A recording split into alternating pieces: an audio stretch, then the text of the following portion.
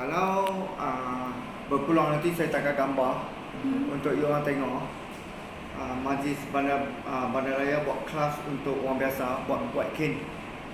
So sensor ni sebenarnya satu set macam ni RM75 termasuk lampu LED bila waktu malam orang buta jalan.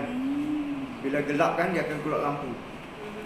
Dan dia ada USB di tepi ni untuk kalau sekiranya bateri dalam ni habis, dia boleh guna sementara power bank.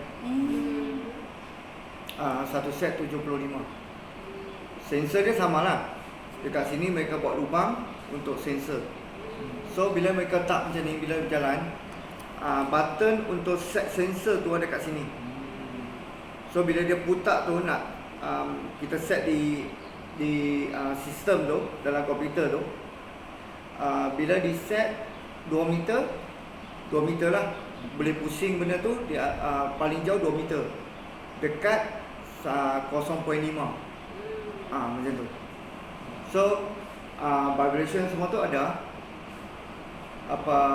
Kalau dia macam ni, dia bahayanya kalau kita tutup pun, bila hujan ke kan, memang benda ni yang rosak tu.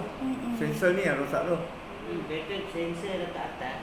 Selalunya pick up ke lori ke dia akan masuk bawah. Ya, ini pun kita akan langgar. kalau kena air, memang dia akan rosak. Kalau ikut betul, kalau ikut kat macam Joy yang dekat DIY kotak macam ni kan, dia belakang ada macam grip. Dia boleh kunci grip tu, dia grip tokat ni, belakang ni tak switch.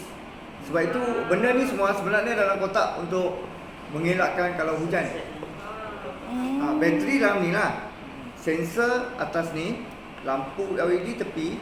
So switch dia untuk sensor tepi ni, macam tu. So dia macam ni memang bahaya. Kalau katok selalu, kalau terhantuk dinding pun yang ni kecai. Daripada dia bunyi, jadi OKU tengok.